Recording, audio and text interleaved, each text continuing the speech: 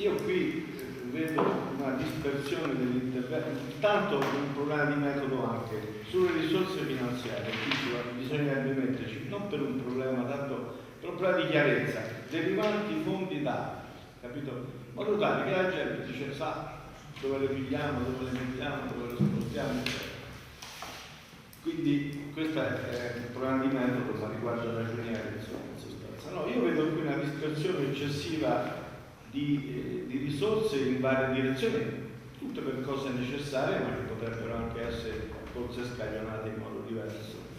E non vedo invece l'individuazione di un obiettivo preciso che possa servire per creare posti di lavoro, per creare un indirizzo produttivo nuovo per questo paese che ne avrà bisogno, per esempio interventi sul turismo, dato che ci crediamo tutti fra l'altro ed altre questioni, ma non vedo però la polarizzazione specifica e poi ci ritorno su questa questione perché in effetti il mio intervento vuole essere di altro tenore. Io dico questa dispersione, che non è una dispersione, perché ripeto sono opere utili, però polarizzare questi fondi che hanno bisogno di un nome, cognome e una provenienza che deve andare verso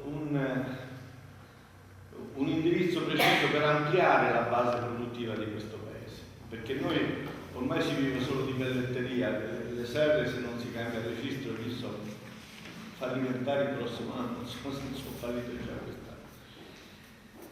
Ecco, io vorrei porre l'attenzione su 3-4 elementi che non sono immediatamente, diciamo così, spendibili sul terreno dell'amministrazione della politica, ma possono servire a creare la base per creare il nostro futuro. Questi riguardano le risorse primarie. Le risorse primarie sono l'aria, l'acqua, l'energia e da noi le borsette, diciamo così, no?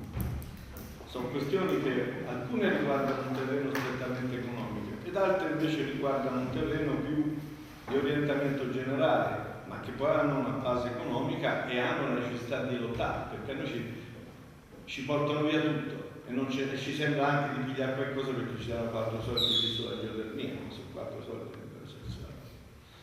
Allora, perché io dico aria? Aria perché noi complessivamente intesi come montagna abbiamo la più grande foresta dell'Europa occidentale. Le foreste sapete che cosa producono? Producono ossigeno. Su queste foreste noi ci paghiamo che cosa? I consorzi che non servono a niente, che non fanno niente. Anzi, a proposito, anticipo un'interrogazione che vuole sapere quali sono le entrate e il nostro contributo che noi diamo a una cosa inutile come il consorzio Val di Paglia.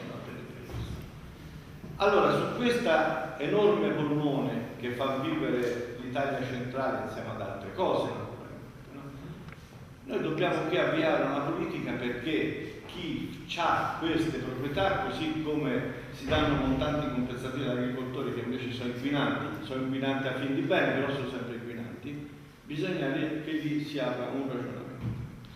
La seconda questione riguarda, che voglio dire io appunto, riguarda la questione delle acque. Queste acque piano piano se le sono portate via tutte. E se noi sviluppiamo, lo so che non è facile, lo so che sono questioni che non dipendono dal comune, ma noi per costruire un mondo come quando si fa l'annestro di una pianta, l'anno dopo non ce l'hai. Ce l'avrai tra qualche anno se tutto va bene, insomma. No? Ma lì va aperta una battaglia, perché noi diamo acqua a chi ce n'ha 1000 volte più di noi, insomma. E questa non è una cosa giusta, è una cosa che va rimessa sui giusti e corretti binari. È una cosa ardua, fa parte di quelle programmazioni di lungo termine, dicevo che non so fare il campo sportivo, insomma, oppure fare una piscina. Queste sono programmazioni immediate, anche se ci vuole per campo. La terza questione è la questione la questione geotermica. La questione geotermia è una questione aperta, apertissima, e che ci si capisce sempre meno su quello che è. Perché non sappiamo tanto per cominciare rispetto all'accordo di programma che è stato fatto se il nuovo scambiatore di calore appartiene al comune e se sono fatti i passaggi oppure no. E quello è una questione che va assolutamente chiarita, perché è una questione strategica per quanto riguarda la faccenda più interessante. Poi la seconda questione è che noi non abbiamo creato con quell'accordo un accesso immediato e diretto utilizzando le leggi che esistono, e ci sono leggi. Per esempio per la questione di poter accedere alle acque termali, perché oggi se tu vai a sviluppare il turismo, l'unica cosa che ti chiedono qui è precisamente questo: è possibile fare termalismo? Allora arriva questo, arriva quello, arriva quello. Se non è possibile, anche recuperare alberghi già esistenti, sono la morte praticamente, no? E quindi la terza questione è: vogliamo fare una politica, per esempio, che aveva cominciato Vincerelli, dove si dice facciamo la finita questa gente, dove siamo arrivati, però ora c'è un problema più grosso, perché nel frattempo sono stati dati autorizzazioni, sempre non c'è questo accordo, mezzo accordo, c'è un accordo fatto con le metodologie antiche degli anni 70, non è che fosse un accordo sbagliato, invece oggi le metodologie devono riguardare altre cose. C'è la possibilità anche per i privati di accedere direttamente, andare in regione, utilizzare le leggi di finanziamento che esistono, industriali che esistono. Cioè, un esempio è il rapporto che noi avevamo con Italgas per perdere il riscaldamento. Lì c'è una legge molto precisa che stabilisce finanziamenti trentennali, eccetera, eccetera. Quella può essere utilizzata tranquillamente anche perché non so gratis l'estrazione di questi calori. E quindi, per esempio, di dire, vabbè, facciamo pure un'altra centrale, dando a discutere anche con la gente, ma fatta questa centrale bisogna che ne faccia prima il teleriscaldamento perlomeno dalla parte alta del paese, perlomeno dalla parte alta del paese. Lo so che è stata approvata, ma va fatta una posizione molto ferma del Consiglio Comunale, sarebbe auspicabile anche delle forze politiche, e qui si aprirebbe un ragionamento che fa parte della storia. La strada che dovevano fare, di cui esiste il progetto esecutivo, lo sfondamento c'è di Fonte Natali, faceva parte dell'accordo del ROT giù di Casa del Corto, cioè quando l'Endo fa i famosi 150 posti di lavoro per il raggruppamento operativo territoriale, che poi sulla base delle pressioni fatte dai vari partiti, dai sindacati, da tutto il mondo, lo buttarono all'aria, tant'è vero che avevano già avuto l'acquisizione del terreno, ci lasciarono i soldi e rinunciarono alla partita, insomma. Ora io però la questione geotermia è diventata allarmante, perché qui si parla non più di fare 2, 3, 4 centrali più o meno concentrate in un territorio definito, ma si tratta forse di ampliare ricerca a tutta la Toscana meridionale. Non ho capito bene, non sentite la televisione, quindi noi dobbiamo mettere un freno, perché altrimenti chiudiamo il paese e lo lasciamo all'Ene, si fa come in Basilicata.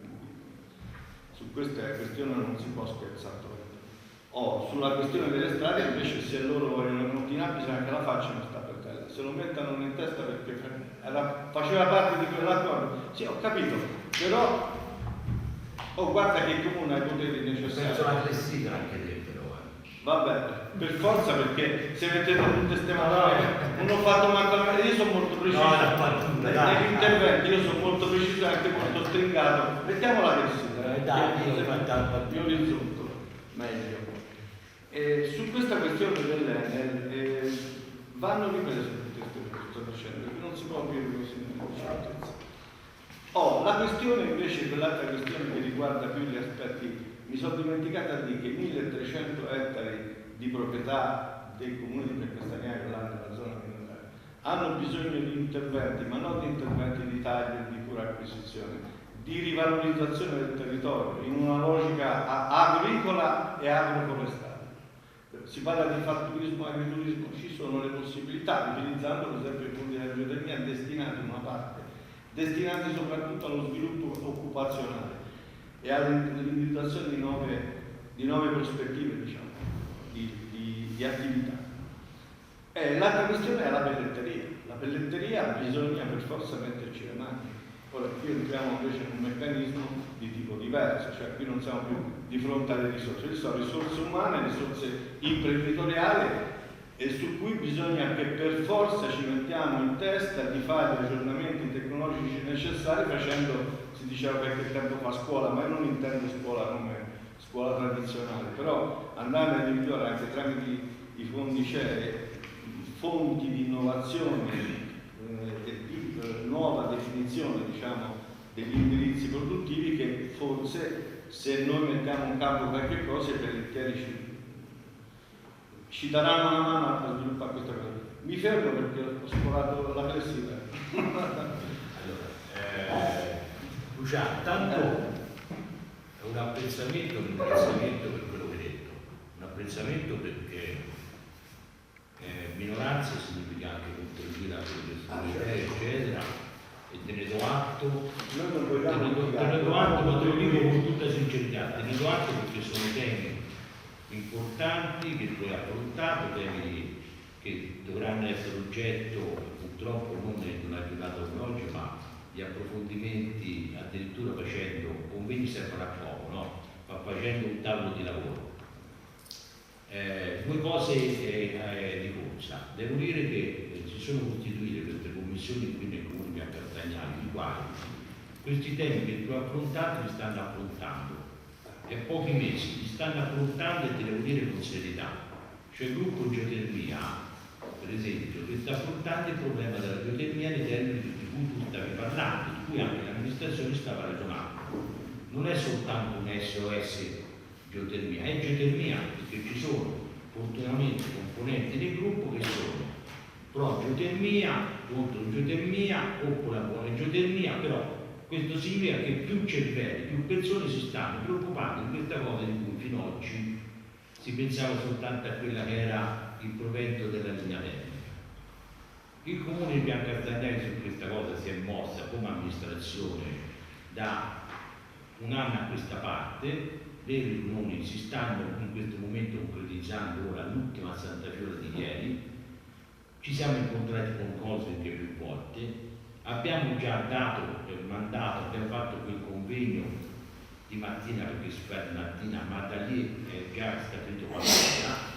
Abbiamo già impegnato il 16 di maggio ci incontriamo con il presidente della Regione Rossi, perché a margine dell'incontro di Falagnata a una lettera che avevamo scritto anche a lui successivamente, che avevamo scritto a Enel Green Power, a Cosel e alla Regione chiedendo il teleriscaldamento. Vogliamo immediatamente, daremo un incarico ora di quelle che sono le volumetrie del comune di Biancastagnari, le cubature, perché se non abbiamo tutte le cubature non si può fare nemmeno un progetto di fattibilità, quindi verrà fatto un progetto di fattibilità per il comune di Biancastagnari, per tutta quella che era parte di tutto il comune, non le frazioni, e le frazioni già parte di no, ma il progetto di capità immediato, cioè di corsa fatto, e l'idea è quella di fare un primo step, cioè farlo a lotti funzionali. Il lotto funzionale che parte, che abbiamo chiesto di farlo come esecutivo, è quello che partirà dalla lota e lì decideranno, farà tutto, ora non lo so, piani vesti, cioè gli edifici comunali, parte da il comune di scuola, materia, scuole medie. Questo è un progetto che verrà realizzato con i finanziamenti che noi abbiamo messo in campo e che stiamo mettendo in campo, allocando già attraverso il codice di una forma di finanziamento e di realizzazione di questi soldi. Abbiamo avuto gli incontri, già sappiamo, sto dicendo la legge che rifinanzia parte del teleriscaldamento, quindi per allacciare almeno tutti gli edifici pubblici. Quando si allacciano tutti gli edifici pubblici ci saranno anche tutti allacciati, tutti quelli che nel percorso degli edifici della zona nuova del paese, e a step si farà questo. Questo è già partita, quindi è un annuncio che lo rifaccio perché fosse un anno non era stato fatto. Ci sono questo gruppo della commissione geotermia che parla come sfruttare il calore anche per le famose pozze o acque, questa roba qui, sono andato a visitare certi posti eccetera. Ti devo dire che su questo piano ci si lavora. Sul piano delle acque questo comune aveva intenzione di ritrovare, ma sarà difficilissimo. Ieri per esempio ho chiesto al comune dei comuni che cos'è questo acquedotto dell'Asta, l'unico che è rimasto ancora in proprietà dell'Unione Comune, perché le altre acque ormai sono state portate via. Quell'Asta è di proprietà dei comuni di Biancastagnari. L'altro se lo so portate via tutte, lo sai meglio di me, che ormai. Ma te dici quello per il quello. Il discorso con Biancastagnari è quello di fare un progetto di valorizzazione dell'acqua, qui il settore, la commissione urbanistica che si è insediata, anche quella sta parlando del recupero delle fonti, delle varie sorgenti, di tutto ciò che è possibile per fare veramente un percorso rapido. E poi non posso raccontare tutto quello che stanno ascoltando le commissioni, perché devo dire che è un bel impegno, si sorprese, è un bel impegno che c'è anche l'amministrazione, perché per seguirli e per dargli poi bisogna dargli dietro. Le commissioni di rischio sono aperte a tutti, anche lì in scienza e coscienza, questo è senza etichette, colori e niente, quindi chi entra nelle commissioni poi vede, chi ha avuto esperienza fino ad oggi, che comunque le commissioni vanno sempre anche i consiglieri comunali, più per loro, che recepiscono le proposte e le indicazioni. Io questo mi sembra una forma di partecipazione che per oggi sta dando frutti, speriamo che continui in questa maniera. Riguardo alla forestazione c'è un impegno preciso. Io ieri al comune ho fatto preparare uno schema di quello che sono i tagli che si stanno facendo su 6.000 ettari. Sto parlando di un'altra cosa. Ho parlato del fatto che i benefici ambientali devono andare ai proprietari dei terreni, così come la CEE dà i montanti compensativi agli agricoltori per fare il loro lavoro, che è sostanzialmente un lavoro di inquinamento. Qui chi disinquina? Chi è che disinquina? Secondo te chi è che disinquina? Chi è che produce l'ossigeno in questo mondo? Le foreste. Sono le foreste. Allora, chi ha le foreste dovrà avere dei benefici, invece ci paga solo le tasse al consorzio. Ora, io magari filosoficamente hai perfettamente ragione. No, filosoficamente è che bisogna che ci sono delle cose che bisogna che il governo e la regione comincino a svegliarsi un pochettino, perché loro si passano solo per quello che Benfini, Scaraterri, i vari potrebbero interessarsi alla regione. Ci sono certi compiti che l'amministrazione ha e certi compiti che non ha. Ascolta, io ho fatto il video semplice certa per gente dire poi lavoriamoci per ma queste sono cose che uno dei mentori del mondo moderno, che è un tizio che si chiama Aurelio Peccei, l'ha pubblicata nel 1972, i famosi limiti dello sviluppo. Dopodiché vogliamo, ora siamo passati 50 anni, vogliamo lavorarci un pochettino anche noi. Dai, no, non lo so, dipende da te. Se no, se poi c'è un ministro agricoltore e foreste, forse qualcosa di devo. No, l'EN è uno dei fattori. Io ti sto dicendo che sul l'EN ci stiamo battendo con soldi nostri. Cioè noi non vogliamo su questo dire di fisica questo perché vogliamo un'altra centrale. Su questo no. Su quello che sono i proventi noi ci spenderemo questi soldi per attuare quelle cose che ormai siamo l'unico paese senza geotermico, senza avere il teleriscaldamento, l'unico paese in cui c'è le centrali. E questo credo che siamo in ritardo, per quanto siamo in ritardo di 2 anni, ma credo partendo ora con tutti gli sviluppi. Io so che alla fine della mia amministrazione i progetti esecutivi ci saranno, secondo me sarà partito anche qualche braccio. Abbiamo avuto assicurazione ieri che entro il dicembre del 2017 la rota sarà riscaldata. Abbiamo chiesto in più all'ENI, oltre alla rota, come zone industriali, se faceva uno sforzo in più di dare per esempio anche il riscaldamento alla Corta, Pedonzello, che spendono Sabrosone, che sono gli ultimi che stanno vivendo lì, almeno su quello uno sforzo per dare anche a loro. Stiamo che sono sopra, però se il riscaldamento perché non si chiama in audizione per esempio il vecchio sindaco e gli si fa di a lui la sua dato che ha partecipato all'accordo, no? Perché questo si capisce se è deve passare al comune di piano, per il comune di piano non ha preso la cosa è chiara, la cosa è chiarissima, la cosa è chiara, e quello è un acquedotto pubblico che deve passare al comune di Castagnano. Allora, abbiamo delle persone che stanno facendo delle valutazioni vere, effettive, di quello che è il discorso del pompaggio, delle cose del pompaggio e tutto, eccetera, eccetera. Dobbiamo risolvere il problema di Prognata, perché se non si risolve il problema di Prognata e non si risolve, e anche lì bisognerà fare, perché ora il 5 di maggio siamo convocati a Firenze, non a Simonci, poi siamo convocati il 16 maggio al Presidente della Regione, l'asta ci dovrebbe essere quando c'è l'asta il 5. L'altro c'è il 5, pensa siamo convocati in 6 di regione e il 5 c'è l'altra. Con questo ho già detto come si cammina. Il Presidente della Regione ci ha chiamato dopo 2 mesi che se sindaci avevano firmato il discorso di Prognata, dopo 2 mesi perché alla fine mi sono nervosito e gli ho detto che se noi al rispetto degli l'istituzione a rispondere, doveva almeno avere rispetto della gente che andava a casa. E allora mi ha mandato la lettera urgente di convocazione non intenzionata, a me per fare a tutti i sindaci. Ma non lo dico io, lo dicono tutti i sindaci di qui che stiamo a fare. Occupino gli impianti. Ieri la strada c'era, lo dico qui, la regione ha abbandonato completamente questo territorio. Qui la politica, scusate, e la politica, sapete, la politica regionale ha abbandonato questo territorio, lo ha abbandonato in tutte le forme e in tutti i sistemi. Questo è. Una precisazione sul prodotto che è dichiaratamente pubblico e che il comune non ha ancora in carico, perché bisognerà prima studiare e capire che cosa comporta. Non è che l'amministrazione possa prendere e dire domani facciamo, andiamo dal notaio e passa di nostra proprietà.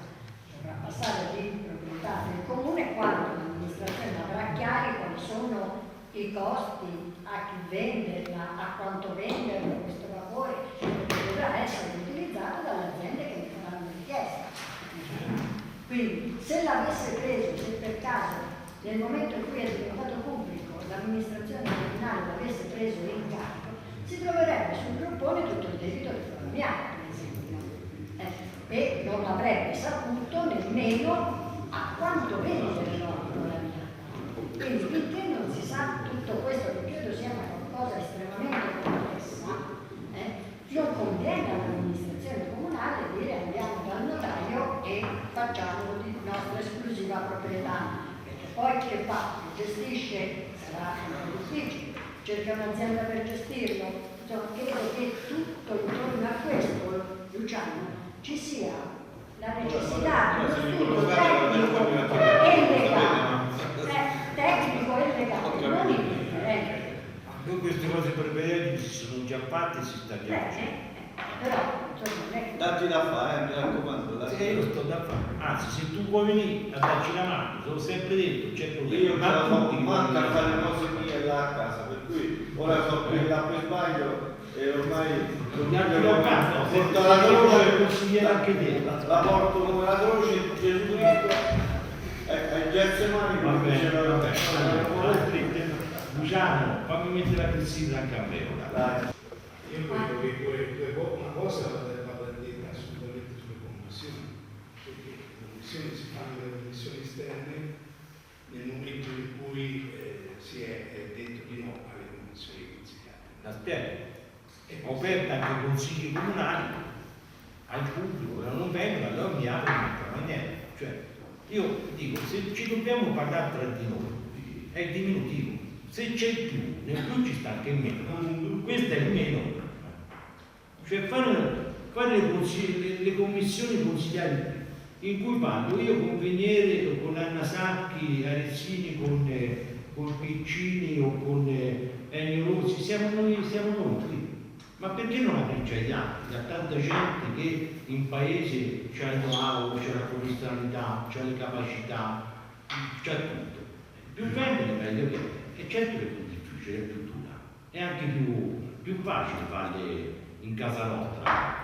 Cioè, trovarsi intorno al tavolino 10 persone è molto più facile. Io ritengo che questa abbia superato ampiamente, che è un'officina sperimentale politica che alla mia non c'è e non c'è stata.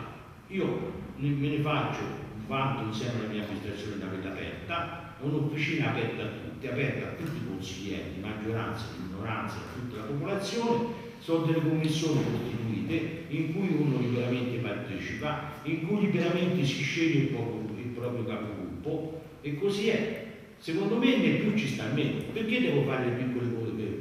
A parte non c'è l'obbligo di legge. Non c'è obbligo di legge. Io l'ho fatto in quest'altra maniera, l'ho istituito in quest'altra maniera. I consiglieri di un'eventuale commissione non è detto che non avrebbero riportato le istanze che riportano queste...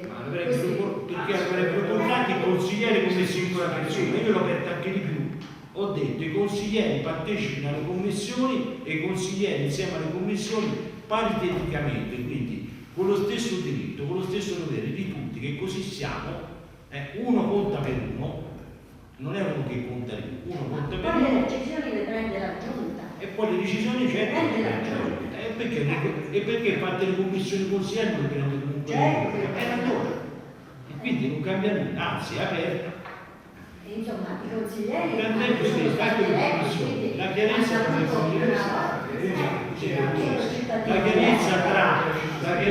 tra l'amministrazione e le commissioni, io l'ho ribadita sempre ai capigruppi e alle commissioni. Ognuno ha il suo ruolo, loro hanno un ruolo di commissione, di proposizione, eccetera. Poi l'organo che decide è l'amministrazione comunale, la giunta e l'amministrazione comunale. A me quello che mi riportano le commissioni non è detto che devo farlo o che sono obbligato a farlo, perché ognuno ha il suo ruolo. Questo viene riportato, non le porto soltanto alla giunta, le porterò anche in consiglio comunale quello che danno le commissioni. Per cui se uno le vuole partecipare, sta addirittura partecipando, già sa che cosa viene portato al consiglio comunale. Se uno non vuole partecipare, non partecipa. Però io lo vedo, le commissioni ci sono. Oggi dire che a Perro non ci siano le commissioni, credo che sia. Sono commissioni che è aperte, anche a consiglieri comunali, anche a consiglieri. Allora, dico, ognuno porta avanti l'amministrazione secondo degli obiettivi e secondo le indicazioni politiche, no?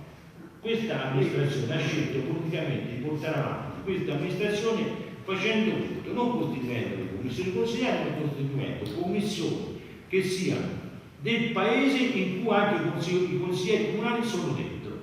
Questa è la nostra linea programmatica, questa è la nostra linea politica. Quando verrà quest'altra amministrazione rifarà le commissioni consigliari e non farà più questo. Questa è la mia scelta. Siccome non ho l'obbligo delle commissioni consigliari, ho ritenuto riaprirlo in un'altra maniera.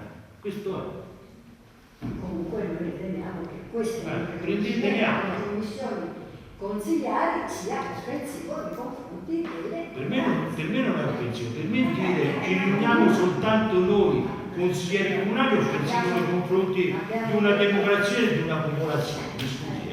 Secondo me è offensivo nei confronti di una, cioè è restrittivo, non offensivo. Fare le commissioni consigliari è restrittivo, non offensivo. La cosa è diversa. Comunichiamo, se voleva partecipare, partecipavo, quello che diceva, comunicare ti aveva chiesto la prima volta il primo consiglio comunale di istituire il consiglio e ha più volte fatto presente questo, come noi altri consiglieri della minoranza. Quindi probabilmente non so, certo si sarebbero dimessi lo stesso, però è anche possibile che non avendo in qualche modo esaurito quelli che erano i loro desideri istituzionali e pubblici, è possibile che abbiamo allontanato un gruppo di giovani che erano in qualche modo stati eletti, un consigliere che è stato eletto. Ma che l'hanno allontanato? Non stiamo dicendo. I ragazzi sono gli eletti, sono rappresentanti, c'è una seggiolatrice, c'è una convivenza, con le unici di mente per un altro, ma che l'hanno fatto? Si è dimessa, però aveva chiesto più volte l'istituzione del E questo che significa? Una si dimette. Dopo si è dimessa. Ma dove? Si è dimessa? Ma si è dimessa. Si è dimessa. Per me è consigliere comunale a tutti gli effetti. Io non ho visto nessuno dimissioni. La consigliera Drolli gli è stato mandato ed è capitato l'avviso del consiglio comunale, come sempre come a tutti voi. Non è dimesso nessuno. È stata chiamata le dimissioni, ma hanno assunto il giornale anche che si sono sciolti. Ma che interessa? Cioè, che significa che si scioglie? Ma non si è questo tempo. Ma non è così, non è così. Scusa, Veniere, stai dicendo delle cose che sono fuori di qualsiasi regola, di qualsiasi regola amministrativa. Cioè se domani si scioglie il PT, non è che, o il centro-sinistra, non è che voi non siete consiglieri, voi rimanete consiglieri. Ma che chiede a te? Questo era un gruppo di giovani che chiedevano una determinata. Che significa? Perché chiedono una determinata cosa, il comune deve chiedevano qualcosa di legittimo. Cioè loro si sono dimessi, si sono sciolti perché il comune non l'ha fatti, non gli ha fatti le Non ho cose. detto questo, ho detto che non so io perché si sono sciolti, però è evidente che non è stato esaudito una delle cose che avevano chiesto più volte e in primis. Allora, i battibecchi basta, se no qui si va avanti. Allora, una cosa, io lo ribadisco, il comune di Piancastagnano ha stabilito come linea programmatica e politica di fare le commissioni consigliari invece che le commissioni partecipate a tutti invece che le commissioni consigliari. Questo è il nostro modo di agire e di fare, lo riteniamo altamente democratico e ampliativo e non offensivo, in altra maniera è restrittivo. Quindi ampliarsi così mi sembra che sia la massima della partecipazione della democrazia. Se uno ci vuole partecipare, non ci vuole partecipare, se non ci partecipa continua a fare il consigliere comunale e quindi va. Qualcuno dei miei consiglieri per esempio non ci partecipa, mica tutti ci hanno partecipato. Però così è. Questa è la nostra linea programmatica. Ora, che mi si esca fuori, che muovi di piano, si è dimessa per queste cose qui, ma si è dimessa per quello che gli pareva. A me mi interessa, deve rispondere ai suoi elettori. A parte non si è dimessa. Consiglio comunale per me la consigliera Giorgi è consigliera Giorgi. Ma non mi importa nulla che si è sciolto il gruppo, sono fatti loro. Se domattina si scioglie 5 Stelle, io ho un rappresentante di 5 Stelle, quello rimane rappresentante. Se domani l'UDC da lui si è eletto non c'è più, tu rimani consigliere comunale, perché se si sono. Questo non è oggetto di consiglio comunale, è di bilancio, se no ragazzi, se no andiamo fuori di qualsiasi regola. Il bilancio posso dire un'altra cosa? A parte il bilancio sì, mi sembra che quell'altro c'entrava nulla. Sulla questione delle commissioni, l'ha detto. No, però l'hai detta, io te l'ho esplicitata. Sulla questione del bilancio, semplicemente poi chiudo perché spendere 100.000 euro alla logica, che poi della riscaldata, credo che sia eccessivo, riferendomi anche a quello che ha detto Luciano Paffoni, perché effettivamente io credo che il turismo o comunque le necessità del nostro paese e del nostro territorio sono diverse e l'ha illustrate bene Luciano Paffoni. Su questo credo che spendere dei soldi in qualcosa che non si sa poi quali sia il ritorno, credo che sia un attimino. Non voglio dire che la rocca è una cosa utile che può servire per il nostro turismo indubbiamente. Probabilmente se ci si spende qualcosa di meno alla rocca e si spende qualcosa di più in altre cose concrete. Per esempio, davanti al muro davanti al convento, alla chiesa del convento, c'è un muro che può essere abbattuto e così si abbatte quel muro, la viabilità nella zona migliora nettamente. E che c'entra con la rocca, con quel muro, con le opere? vabbè, fa parte delle opere, ho detto semplicemente se si raddressa la vita si fa. A che cosa ci sono servite tutte queste fonti? Ci sono servite, sono belle, noi siamo perfettamente d'accordo, a me piacciono le fonti, ma siamo sicuri che quei soldi non potevano essere spesi bene destinandoli ad altri interventi? Certo, invece di fare mezzogiorno in famiglia si poteva fare mezzogiorno in famiglia va bene, ma perché mezzogiorno in famiglia va bene e la rocca no? Perché la rocca va bene? Ma 100.000 euro sì, ma ognuno ci sono, ma 100.000 euro sono poche, sono diminutive rispetto, le 100.000 euro sulla rocca sono diminutive rispetto sulla rocca, su tutta la manifestazione, su tutto il faunando per Natale. Significa che lì ci stanno lavorando anche ora per arrivare a Natale 50-60 persone, significa fare comunità, significa fare turismo, significa stare insieme. Ma no, non è la rocca, non è il futuro che per vedere il turismo significa questo, la mia contestazione è quel senso. 100.000 euro spesi alla rocca sono per me sono pochi, perché la rocca non la fatto tedesca, perché favoriamo verso Natale. No, perché quella del paese è diventata intervento sulla rocca.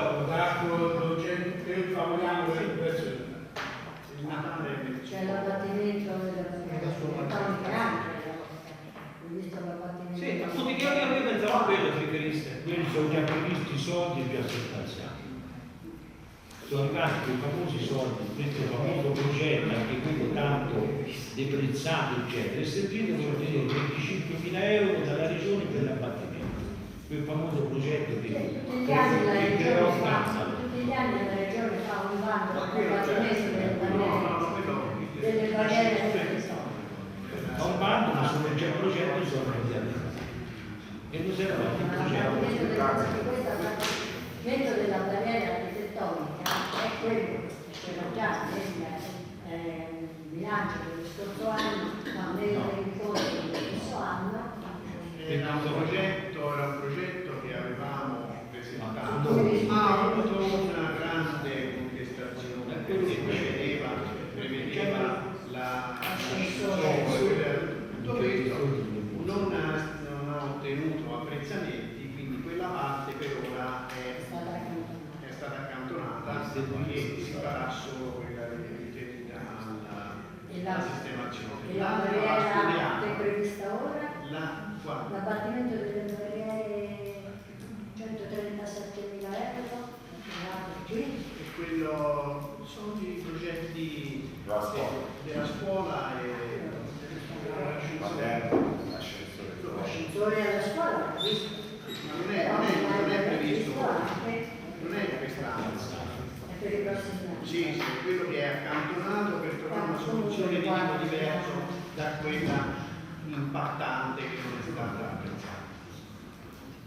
Mi meraviglia anche un po' la cifra per le fonti, 250.000 più 23.000, perché c'è una voce fonti storiche e poi c'è una voce delle fonti di voltaia per 250.000 euro, che mi sembra una cifra notevole, anche perché mi pare che così ad occhio non certamente tecnico abbia meno complessità di quelle che aveva per esempio la fonte di Borgo, che aveva intorno un terrapieno, che quindi... A parte che la cifra è stata stabilita di massima per non caderci, si avanzano perché ci sta fatta la gara a patto, c'è il disegno esecutivo e c'è la sovrintendenza. Una volta che è fatto l'esecutivo secondo le prescrizioni della sovrintendenza, perché c'è che abbattuti tutti i tempi, mentre al borgo non vengono abbattuti i tetti, non sono stati abbattuti, lì vengono fatti tutte le cimase di cemento, vengono rifatti tutti i tetti, tutti di legno, viene riportata al naturale, poi si sposta di meno, lo sta facendo l'architetto chi era Giglioni, l'esecutivo e la sovrintendenza. Una volta fatti in cose costa 180 e 180, costa 160 e 160 e quei soldi si mettono dall'altra parte. Non è che lo stabilisce il sindaco la cifra, è stata messa provvisoriamente. No, la stabilisce nel senso, ci hanno detto di massima mettete la cifra così, di previsione. Dai preliminari si fa è più probabile che l'esecutivo sia l'aumento. Ma insomma che venga di meno si è visto poche volte, perché la fonte di Borgo che era Di più. In aumento che l'istituzione dell'esecutivo rispetto al mi previsto. sembra un impegno È un impegno. parecchio io ripeto zero la disponibilità del codice, però insomma la utilizzerei anche ripeto, per l'abbassamento, per l'applicazione al minimo dell'IMU alle aziende. Poi non sto a dire di un'operazione sull'addizionale IRPEF che riguarda soltanto chi ha uno stipendio, però anche per esempio i comuni che hanno queste risorse hanno fatto uno scagionamento, insomma, da un minimo, noi abbiamo 0,6, da un minimo dello 0,10 fino allo 0,50 o anche lo 0,60 e un'esenzione a partire da una quota dei 12.000 euro. Però questo riguarda soltanto una parte della popolazione, che è vero, bisogna vedere quanto, sicuramente inferiore a quella popolazione che a Piancastagnaio vive di lavoro autonomo. Quindi prenderebbe di più, ecco, questo abbassamento all'essenziale, al minimo, a quello che vuole lo Stato per l'Europa. Un'altra piccola cosa non ho trovato, che avevamo già richiesto, l'occupazione del suolo pubblico, che ora si chiama COSAP globale non più TOSAP, e che è stata tolta alle attività commerciali, è stata del centro storico. Io avevo rilevato che sarebbe stato opportuno toglierla anche alle attività artigianali, quali a quelle ditte edilizie che hanno le impalcature, perché sono ugualmente dei lavori, quindi sa un po' di discriminazione tra l'attività artigiana e l'attività commerciale. Si potrà dire che poi le aziende dell'edilizia le scaricano sui committenti, non importa, la sostanza non cambia. Quindi torno a riproporre anche questo. È stata presa in considerazione la decisione è già stata presa in questi termini. Cercheremo di esonerare le ditte edili dalle impalcature per il discorso del pagamento del suolo pubblico per un massimo di 3 o ora vediamo da 3-4 mesi, poi dopo si paga, perché se noi le esoneriamo completamente significa magari vi lasciano un ponteggio anche per 12 mesi, per cui lo sta esaminando l'ufficio tecnico, ma non pensiamo che lasciano lì i ponteggi, perché tutte le aziende edilizie noleggiano i ponteggi e li pagano per il tempo di lavoro.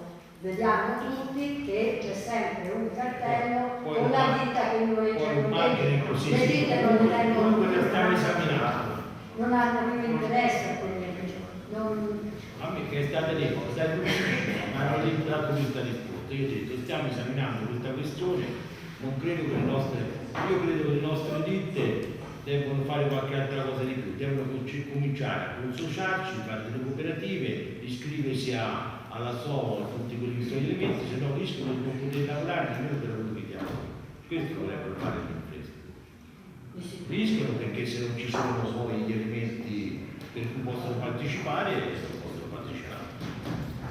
Un'altra richiesta che avevo già fatto un'altra richiesta è che i lavori che vengono affidati senza bando, per i lavori che vengono affidati senza bando siano richieste un numero congruo di provvedimenti.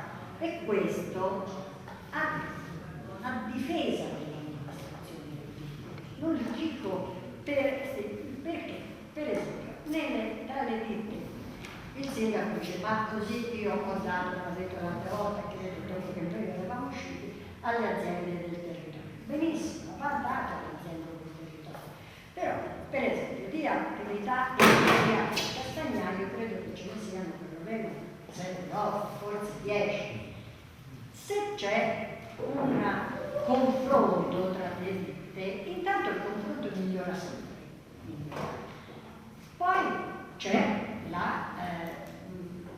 il regolamento, una maggiore regolazione dei prezzi.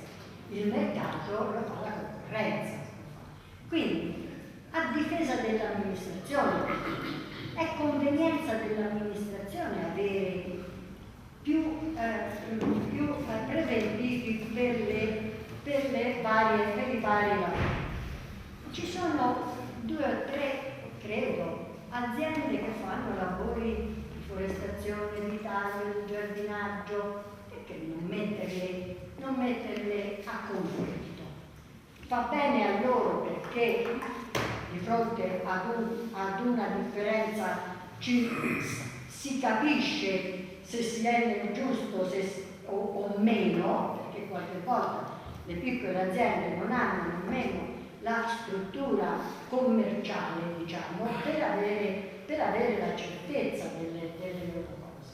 Quindi, non solo per una maggiore chiarezza, e questo che è fondamentale, per la completa e assoluta trasparenza, ma nell'interesse dei cittadini, delle aziende stesse e dell'amministrazione, a cui nessuno potrà mai più dire quel lavoro, poi si sa che quando poi nasce qualcuno scontento c'è sempre, e quando esprime il suo scontento tutti inevitabilmente qualche cosa di meno reale, di storia, ci viene, perché è un passaggio vocale, no? È un passaggio orale, e nella trasmissione orale chiaramente ognuno ci mette qualche cosa di suo. Di fronte alla qualcosa il comune senza questa fase ha difficoltà maggiori. Quando ha fatto invece, ha richiesto un congruo numero di prevedibili, nessuno può più dire niente. Poi qualche cosa si dirà, si dice sempre, no, questo sta nelle cose, questo sta nelle chiacchiere, questo sta nel passaparola, ma non potrà mai essere contestato sull'affidamento di un lavoro. Quindi credo che di dirlo senza astio, senza recriminazione, credo che sia proprio nell'interesse di tutti i cittadini, non solo consiglieri o non solo amministratori, ma di tutti i cittadini di Biancastamare. Grazie. Abbiamo operato di scienza e coscienza in questa maniera fino ad oggi. Ci credo. Se ci sono delle eliminazioni, credo che siano eliminazioni gratuite, e abbiamo tentato, senza un detto, di dare a tutte le aziende, i comuni di Biancastagnaio, secondo le proprie caratteristiche, tipologie o mezzi che avevano, di lavori che potevano essere dati. C'è qualche aziendina di Biancastagnaio che non ha spesso le iscrizioni necessarie per poter fare, e quindi il problema diventa anche quello. E se non c'è, non è che non ce l'ho, e se non ci sono, non ci sono. Quello si devono organizzare, l'ho detto prima, se si organizzano c'è spazio per tutti. Sembra che qualcuno che viene a reclamare, lo so, poi di fronte quando li chiami purtroppo non c'è l'iscrizione, e se non c'è l'iscrizione io non è che glielo posso reclamare. Vanno anche la verità, però credo che ormai abbiamo imparato diverse, tutte le aziende, credo che tutte le aziende dell'edilizia pianese siano iscritte allo Stato o all'IVA, o quasi tutte. Sono scritte? Ma io penso che Allora, tutte le aziende pianesi sono state chiamate, quelle che sono scritte sono state chiamate tutte quelle che sono state scritte sono state chiamate. E ho anche invitato, se c'è qualcuno, di fare l'iscrizione. Poi sono ditte artigiani, per essere iscritti ci vuole avere fatto certi tipi di lavori con certi importi e fatti. Quindi comunque io non ho ringraziato Dio, non conosco i nomi, e a chi mi sa che mi invitano io ho sempre invitarle tutte. Abbiamo fatto la gara per Saragiolo su 15 ditte che abbiamo invitato, perché di Biancastagnaio ce n'era una sola che poteva essere invitata, di Biancastagnaio ce n'era una sola. per i lavori grossi. Al di sopra di 100.000 euro, ma lavori su. Allora, per i lavori piccoli è così, anche per i lavori piccoli ci sono certe tipologie di iscrizioni che non hanno. Questo è, comunque noi lavori l'abbiamo dati da tutti. Poi c'è il primo, a me me ne dato a 25, però non era a 30, io ero a 22 invece che 15. Stavolta comunque con il Castigliano non li ha dati da tutti, indifferentemente. Io coglierei l'occasione per far presente che il 18 aprile 2016 è stato approvato il nuovo codice degli appalti.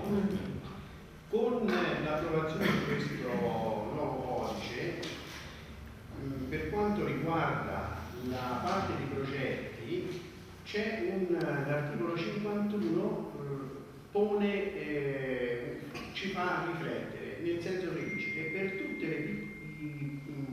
per tutelare i piccoli operatori nell'ambito della suddivisione dell'appalto in lotti, perché fummo accusati qualche volta di aver sanzionato per evitare l'obbligo di legge. Nell'ambito il nuovo codice, infatti, per favorire l'accesso delle micro, piccole e medie imprese, obbliga le stazioni appaltanti, ove possibile ed economicamente e tecnicamente conveniente, a suddividere gli appalti in lotti funzionali.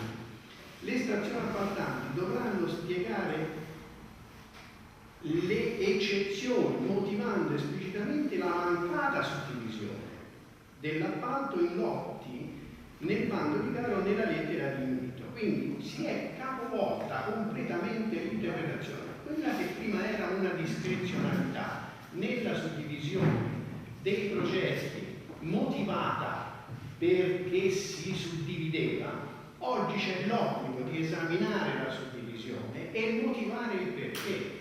Conclude dicendo che nel caso della pratica che è artificioso l'inverso, cioè non potete aggregare ciò che è spacchettabile per evitare che ci sia la possibilità di operare certe piccole responsabili il nostro operato dalla dosi è stato preso in considerazione e quindi già ci conforta nella nostra la scelta dell'affidamento diretto è comunque conformata ed è una delle possibili soluzioni che possono essere adottate con l'assunzione di responsabilità. Allora va applicato anche il regolamento dei lavori del comune. No, perché il regolamento prevede che si chiamano i preventivi. La legge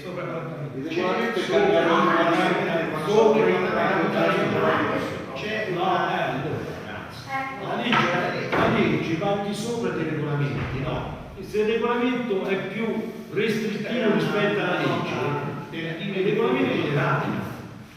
Se il regolamento, allora, per chiarirsi in una maniera, se la legge dice che a distanza dei confini per costruire una casa bisogna stare 5 metri, e il regolamento del comune dice la verità 3, decade quella di 3, ma 5 al di sopra di 40 università. Addirittura la normativa precedente prevedeva nel caso di assegnazione di forniture, prestazioni di servizio 20.000 euro, che comunque è stata portata a 40.000 anche l'affidamento di acquisti prestazioni di servizio come per quanto riguarda la quindi senza chiedere è una scelta condivisibile, contestabile, ma è una scelta. Vabbè, io farei preventivo. Dobbiamo finire il consiglio comunale. Io purtroppo a una delle il nuovo codice degli appalti. Capito? Ma L'articolo io non vorrei capire che si dice l'articolo 5 però me ne sono 5 minuti per ogni cosa, sono mezz'ora di discussione. Ora se applichiamo il regolamento anche in consiglio comunale, visto che ci sembra perché sennò Una precisazione, ho visto che c'è il rifacimento dell'asta per via dell'acqua. Questo significa che comunque per il centro storico non si pensa definitivamente al teleriscaldamento. per ora no. Non è economicamente. Non è economicamente. Non è economicamente. In questo momento non.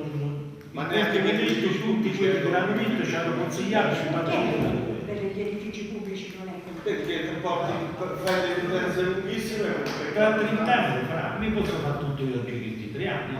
parliamo di bravo. Via delle Perdole sarà consumata da questi locali. Per esempio, sì, la strada della Valletta. Via, chi è che approva? Chi va in approvazione, punto per punto, votiamo punto per punto. La delibera numero 2, approvazione del tutto. Sì, È certamente metodologico. E sulla vicenda di Roma. Sì. Chi approva? io approvo. Danil Fetari approvazione. Chi approva? 4. Sei. Punto 4. Dai fetali approvazione.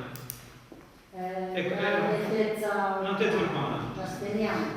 Sì, anch'io mi astengo perché questi vanno tutti alla regione. Cavolo, io devo fare. Ma io non sono d'accordo.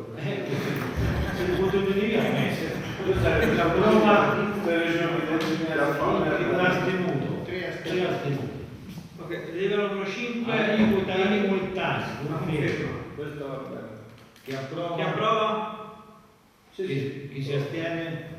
Chi vota contro? E Opere triennali, opere pubbliche, approvazione. No. Chi Se ci approva? metti la strada che supera la casa tua, sì, quella bretellina, sì. Quali? Qui c'è una dispersione fuori di tutta questa storia, no? Molto demagogica. Viale Roma è una strozzatura veramente balorda e pericolosa, è ponticello. Dovete studiare il sistema di collega la ruota e ti fa tutte queste operazioni. C'è già uno studio preliminare, dai, però insomma, Però questa è la votazione. Metteremo al prossimo ora sono suggeriti che per quanto mi piacciono neanche i finanza project, voglio vedere le cose, io mi astengo. Quindi, allora, chi è favorevole? No, il piano di finanza project non Posso? Chi è Il favorevole? punto 6. Il punto 6, il piano finale delle opere pubbliche. Chi è favorevole? no. Chi è contrario? Contrario? io mi astengo. No, fermo. Contrario Sacchi e Venier e astenuto fuori. Quindi Bilancio. bilancio 10. 10, 9, Bilancio è 11. Bilancio. chi approva 10. E l'11. chi vota contro, Chi vota contro? Io mi astengo. Chi si allora, ancora contrario. si attende. E il rendiconto uguale. No, per il bilancio sì. Per il bilancio che approva l'immediata esecutività